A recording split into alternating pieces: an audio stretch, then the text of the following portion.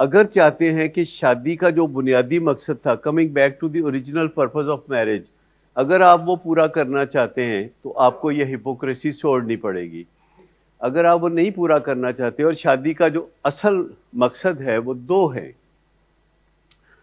ایک، آپ کی جو رومانوی ضروریات ہیں وہ پوری کرے. شادی آپ کی رومانوی ضروریات کو پورا کرے، جو کہ صرف انسانوں میں ہوتی ہیں رومانوی ضروریات، اور یہ ہوتی ہیں اگرچہ ان کو اکنالج نہیں کیا جاتا. اور دوسرا، آپ کی جو قربت کے لمحات کی ضروریات ہیں ان کو پورا کیا جائے. نسل انسانی کو آگے بھی بڑھانا اس کا ہی حصہ ہے. تو باقی سب چیزیں ضمنی ہے. مثلا ہم توقع رکھتے ہیں کہ بیوی جو ہے وہ میرے ماں باپ کی عزت کرے، اچھی بات ہے.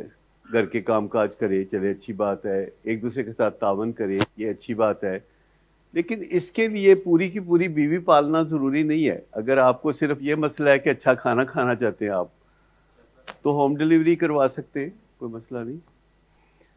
اگر آپ چاہتے ہیں کہ آپ تنہا نہ ہو تو آپ ایسے دوستوں کی پلٹون بنا سکتے ہیں جو روز آپ کے پاس آ کے شام کو وقت گزارے آپ کے ساتھ. بہت سارے لوگ ایسا کرتے بھی ہیں. لیکن ایک ایسا رشتہ جس میں سے رشتے نکلتے ہیں وہ ایک ہی ہے. بیوی کے رشتے میں سے بچے، بچوں کا رشتہ، بچوں کے آگے شادی بیاہ ہوتے ہیں تو بچوں کے بچوں کا رشتہ، بچوں کی وجہ سے سمدھیوں کا رشتہ، اور بے شمار رشتے. اور پرولیفریٹو ہے یہ رشتہ، پرولیفریٹو ہے. باقی کوئی رشتہ پرولیفریٹو نہیں ہے.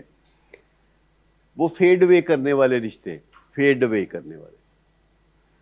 ماں باپ بہت عظیم ہے لیکن وہ فیڈ اوے کرنے والے رشتے ہیں، نارملی فیڈ اوے. اور بہن بھائی بھی بکھر جاتے ہیں، اسکیٹرڈ ہو جاتے ہیں. جتنے اسمارٹ لوگ ہیں آج کل دنیا میں اسکیٹرڈ ہو جاتے ہیں. ایک بیٹا سنگاپور میں ہے، ایک بیٹی سعودیہ میں ہے، ایک یو کے میں، ایک امریکہ میں، ایک آسٹریلیا میں. سارے بر اعظموں پر قبضہ کیا ہوا. تو یہ جو ایک اسمارٹ بٹ اسکیٹرڈ فیملی کا تصور ہے آج کی دنیا میں، اس میں نے دیکھا ہے کہ آخر کار میاں بیوی ہی ہیں جو نارملی بڑھاپے میں اکٹھے رہتے نظر آتے ہیں. میں ایک ایسے علاقے میں رہتا ہوں جہاں 500 گھر ہیں تقریباً. سب کو میں اب جاننے لگا ہوں. میں وہاں ریگولر واک وغیرہ کرتا ہوں.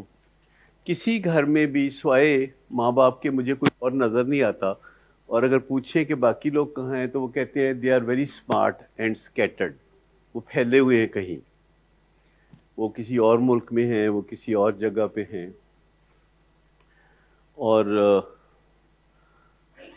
یہ جو قیمتی متاع ہے جسے رشتہ کہتے ہیں، ہمیں شروع میں لگتا ہے کہ اگر دولت ہو تو رشتوں کی کوئی خاص ضرورت نہیں، دولت سے بہت سارے رشتے ویسے ہی خریدے جا سکتے ہیں.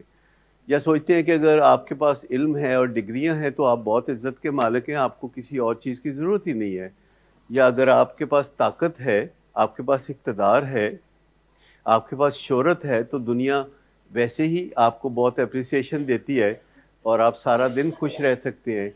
لیکن پھر واٹ اباؤٹ دی نائٹ، جب آپ گھر جاتے ہیں اور تنہا ہو جاتے ہیں اور آپ ہوتے ہیں اور آپ کی تنہائیاں ہوتی ہیں. تو ہارورڈ کی سٹڈی جو پچھلے 85 سال سے چل رہی ہے اور ابھی 15 سال اور چلے گی، وہ کہتی ہے کہ گڈ ریلیشن شپس کے علاوہ ایک پائیدار خوشی کسی چیز میں نہیں ہے. دولت سے آپ مرسیڈیز خریدیں، 2-4 دن آپ بہت خوش رہیں گے. لوگ بلکہ جا کے تو نئی مرسیڈیز میں سوتے ہیں لوگ. لیکن ایک اچھا ریلیشن شپ وہ ہوتا ہے جس میں آپ بے شک کچ کچ بھی کرتے رہیں، لیکن آپ کے اندر ایک ڈیپ فیتھ ہوتا ہے کہ اگر مجھے کوئی مشکل ہوئی تو میرا ساتھی میرے کام آئے گا اور مجھے چھوڑ کے نہیں جائے گا. یہ جو ڈیپ فیتھ ہے کہ ہے کچ کچ والا معاملہ، چڑچڑ ہوتی رہتی ہے، کرپنگ ہوتی رہتی ہے، but it is a bond. It may be a pathological bond but it is a bond. Even if it is a pathological bond, it can be healed. اور ہیلنگ کرنے کے لیے آپ کو کوئی بہت زیادہ اینٹی بایوٹکس کھانے کی ضرورت نہیں ہے. جسٹ نکتہ چینی سے باز آ جائیں، شکایت کرنا شروع کر دیں.